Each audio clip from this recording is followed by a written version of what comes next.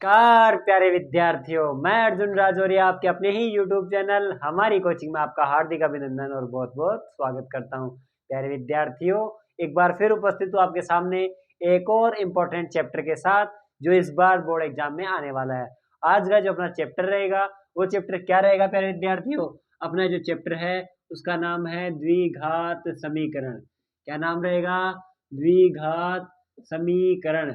ये जो चैप्टर है एग्जाम में टोटल 4 नंबर का आ रहा है और इसकी खास बात यह है कि इस चैप्टर से की बार केवल और केवल एक ही क्वेश्चन आएगा और वो कितने नंबर का आएगा अपने पास में? 4 नंबर का।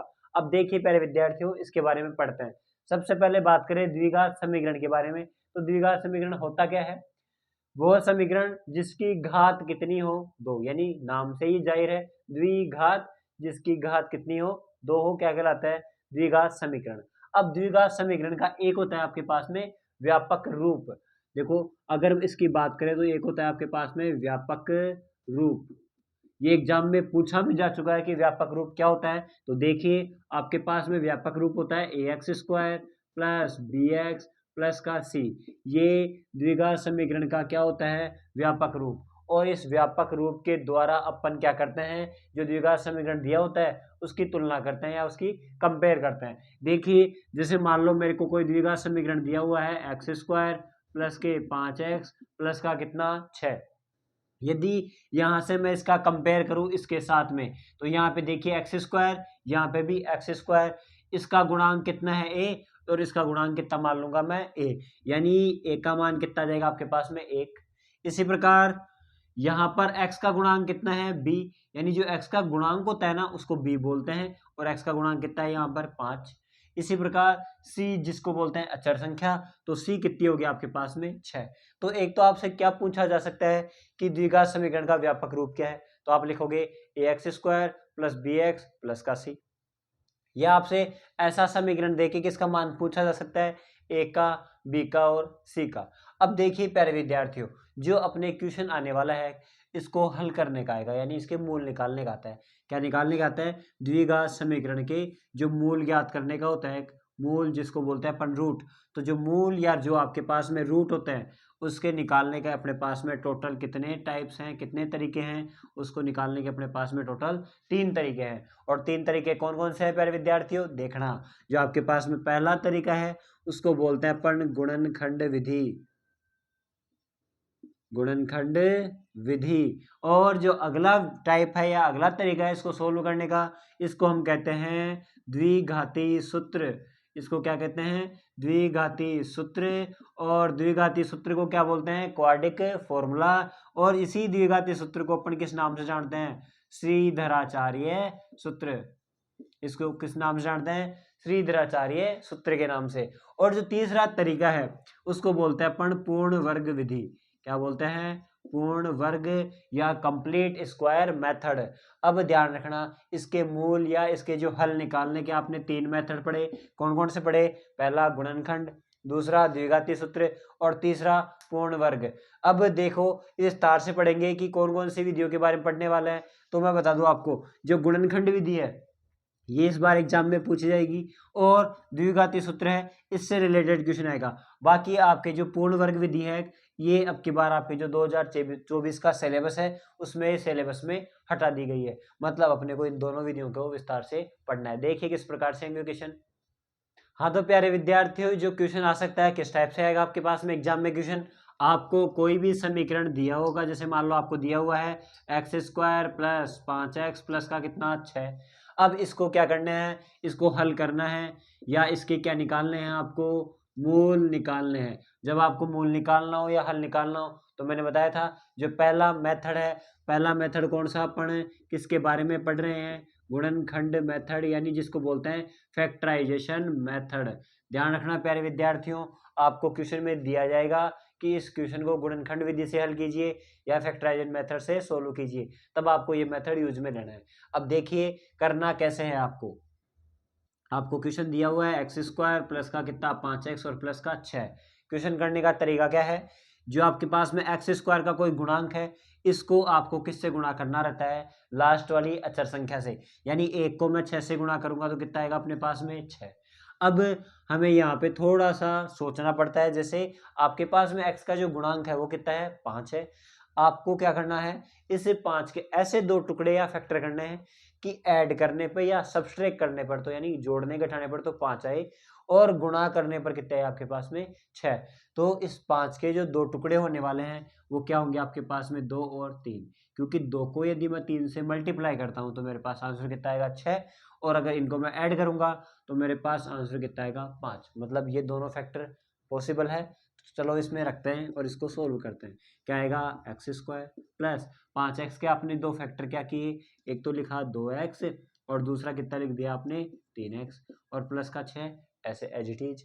अब क्या करते हो आप, आगे वाले दोनों नंबरों में कॉमन लेना रहता है और पीछे वाली दोनों संख्याओं में क्या करना रहता है, आपको कॉमन लेना रहता है। अब आप इसमें बताओ कि इसमें और इसमें कौन सी संख्या कॉमन आ रही है। तो देखिए ये भी x है और ये भी x है, तो यहाँ से x कॉमन आ जाएगा, तो x कॉमन आ जाएगा तो कितना x बच जाएगा, 1, और यहाँ से x तो बाहर निकल जाए तो बचेगा कितना, 2। इसी प्रकार इन दोनों की बात करूं तो ये दोनों ही किसकी टेबल में आते हैं, 3 की टेबल है या 3 की टेबल में आते हैं।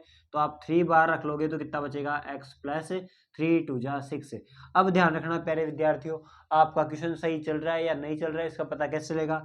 अगर ये वाली स्टेप दोनों सेम आती है इसका मतलब आपके क्वेश्चन में कोई मिस्टेक नहीं है, आपको आगे सोल्व करना है। देखिए ये क्या आएगा, आपको क्या करना है, जो बाहर वाली ये है ना, जो कॉमन पद है एक बार तो उसको लिख लेना है, और एक बार जो बाहर वाली स्टेप है उनको लिख लेना है। तो आपको कितने फैक्टर मिल जाएंगे, 2। अब इन जो 2 फैक्टर मिले हैं इनसे इनके क्या निकालते हैं, मूल या रूट। इसके लिए इन दोनों को किसके बराबर रखते हैं हम, 0 के बराबर। तो सबसे पहले हम रखेंगे x प्लस 2 बराबर में कितना, 0। ये प्लस का 2 है, उधर जाके किसका हो जाएगा, माइनस का, मतलब एक तो x का मान कितना आ गया, -2। दूसरा, जब आप x प्लस 3 को किसके बराबर रखोगे, 0 के बराबर रखोगे, तो आपके पास में x का मान कितना आएगा, -3। मतलब आपके पास में एक चीज आपने ध्यान दी होगी कि x के कितने मान आए हैं, 2 मान आए हैं। क्यों आए हैं, क्योंकि ये कौन सा समीकरण था, द्विघात समीकरण। और जब भी कोई समीकरण द्विघात होगा यानी उसकी घात कितनी होगी, 2 होगी, तो आपके x के मान भी कितने होंगे, 2 होंगे। ध्यान रखना। आगे इन्हीं दो मानों को ही अपन शून्यांक भी बोलते हैं, इसके मूल भी बोलते हैं, इनके हल भी बोलते हैं। नेक्स्ट टाइप से जो क्वेश्चन होने वाला है वो किस प्रकार से होगा देखते हैं। हाँ तो प्यारे विद्यार्थियों, जो अगला टाइप है, जो अगला मेथड था वो अपन ने पढ़ा था कि जिसको बोलते हैं द्विघातीय सूत्र या श्रीधराचार्य फॉर्मूला।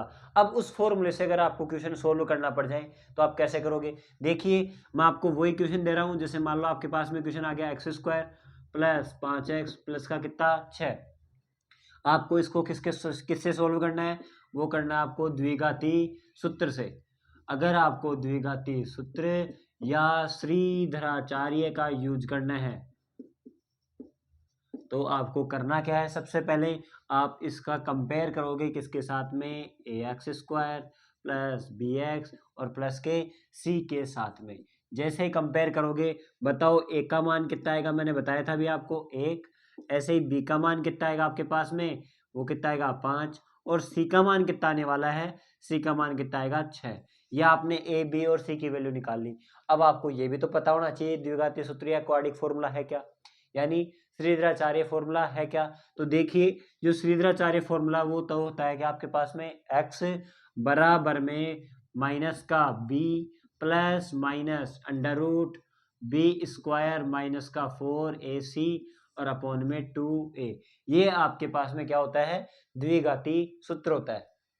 देखिए प्यारे विद्यार्थियों, इस x को रखूंगा मैं ऐसे कैसे, बराबर माइनस और b का मान कितना दिया हुआ है अपने पास में 5 plus minus under root B square, मतलब किसका स्क्वायर, 5 का स्क्वायर, यानी आप यहाँ पे 5 का स्क्वायर करोगे माइनस का 4 इंटू ए की जगह आपके पास में कितना है 1, इंटू में c, और c की जगह वैल्यू कितनी दे रखी है 6, और अपॉन में कितना आएगा आपके पास में 2 इंटू ए का मान कितना है 1। तो देखिए प्यारे विद्यार्थियों, जब इसको सोल्व करेंगे माइनस का 5 प्लस माइनस 5 का स्क्वायर कितना आने वाला है 25, माइनस 4 एकम 4 और 4 छका 24, और ये नीचे कितना आ जाएगा आपके पास में 2। आगे जब इसको सोल्व करते हैं तो देखिए प्यारे विद्यार्थियों, 25 में से अगर मैं 24 माइनस करता हूँ तो कितना बचेगा, 1 बचेगा। यानी x बराबर में कितना आएगा आपके पास में, माइनस का 5 प्लस माइनस √1 और बटे में कितना रहेगा 2। जब इसको आप आगे लिखोगे तो √1 का मान कितना होता है आपके पास में 1 ही होता है। तो आप लिखोगे x बराबर में -5 प्लस -1 बटे में 2। अब यहाँ से आपको क्या करना है, दो चीज़ों पे ध्यान देके चलना है। यहाँ पर दो चिन्ह आपको दिख रहे होंगे, एक प्लस का है और एक माइनस का है। तो आपको क्या करना है, एक बार तो माइनस के लिए हल करना है और एक बार किसके लिए हल करना है, प्लस के लिए। तो देखिए सबसे पहले हम किसके लिए सोल्व करते हैं, प्लस के लिए इसको क्या करते हैं, हल करते हैं। जब प्लस के लिए हल करेंगे तो बताओ आपके पास में क्या आएगा, x बराबर में -5। ऐसे कैसे, बस यहाँ पर माइनस प्लस की जगह अपन केवल और केवल कितना रखेंगे, +1 बटे में कितना 2। 1 में से 5 माइनस करेंगे तो आपके पास में बचेगा -4 बटे में 2, जिसको काटने पर आंसर कितना आ जाएगा, -2। मतलब एक तो x का मान कितना आ गया, -2 आ गया। दूसरा, जब इसको माइनस के लिए हल करते हैं, किसके लिए हल करते हैं, माइनस के लिए हल करोगे तो आपके पास में क्या आएगा, x बराबर में -5 और -1 बटे में कितना 2। तो देखिए -1 और -5 कितने हो गए आपके पास में, -6 बटे में 2, कितना आ गया, -3। देखिए प्यारे विद्यार्थियों, इस बार हमने उसी क्वेश्चन को द्विघातीय सूत्र से किया है जो अभी अपन ने गुणनखंड विधि से किया था। देखिए क्या आंसर वही आ रहा है क्या, हाँ, इसका मतलब हम क्वेश्चन को किसी भी मेथड से हल कर सकते हैं। लेकिन अगर आपको क्वेश्चन में स्पेशली मेंशन किया हुआ हो कि आपको इसी मेथड से करना है तो आप उसी मेथड से उसको हल करोगे। और एक चीज और ध्यान रखना, आपके पास में द्विघातीय सूत्र में x की कितनी वैल्यू आएगी, 2 वैल्यू आएगी। अब और इस चैप्टर में से क्या आपसे पूछा जा सकता है उसके बारे में देखते हैं। हाँ तो प्यारे विद्यार्थी सुनना, आगे इस चैप्टर से आपसे क्या पुटअप किया जा सकता है या क्या पूछा जा सकता है। देखिए आपको एक पूछा जाता है कि मूलों की प्रकृति, या फिर आपको इसका जांच करने के लिए बोलता है। तो जब आपसे मूलों की प्रकृति पूछे, देखिए आपसे क्या क्या पूछा जा सकता है। पहली बात तो आपसे पूछा जाएगा मूलों की प्रकृति। दूसरा, जब आपसे पूछा जाए इसका विविक्त कर,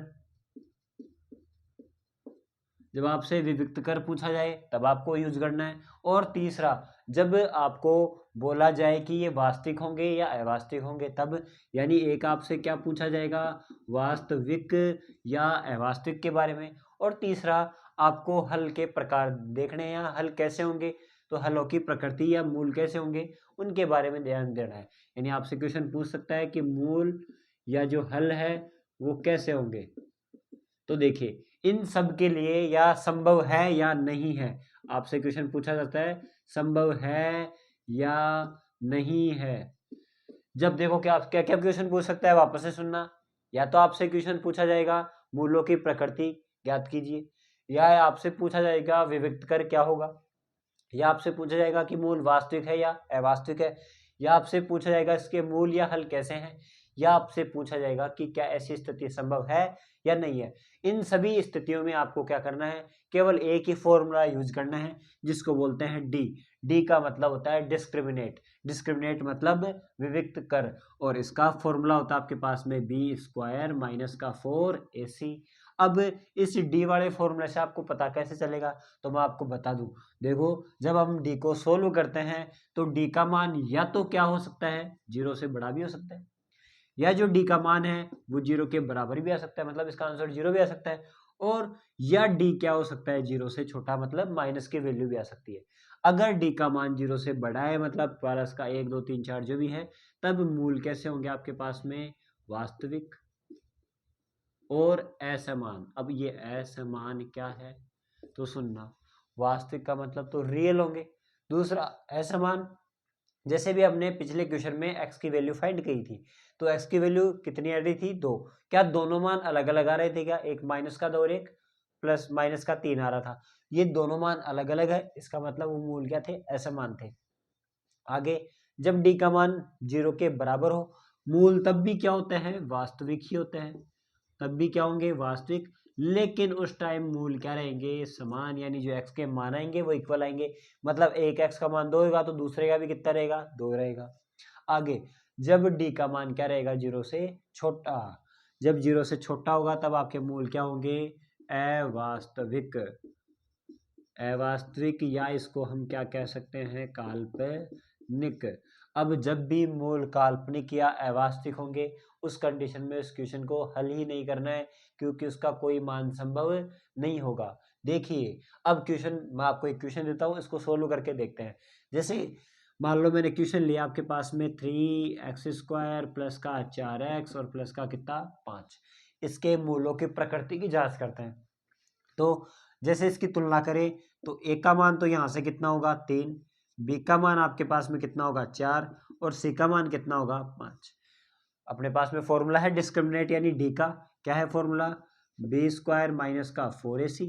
मैं डी का मान रखता हूँ यहाँ पे, देखो बी का मान कितना है 4, 4 का स्क्वायर माइनस का 4 इंटू ए का मान कितना है आपके पास में 3 इंटू सी का मान कितना है 5। देखिए प्यारे विद्यार्थियों, 4 का स्क्वायर कितना होगा 16 माइनस 4 कितने हो गए आपके पास में 12 और 12 पंजे 60। अब देखो आप, अगर मैं 16 में से कितने घटा दूंगा 60 माइनस कर दूंगा तो आपके पास में आंसर कितना आएगा माइनस का 44 आएगा। अगर डी का मान माइनस का 44 आ गया, यानी आप कौन सी स्थिति को सेलेक्ट करोगे, क्या डी का मान 0 से बड़ा है, नहीं। क्या डी का मान 0 के बराबर है, नहीं।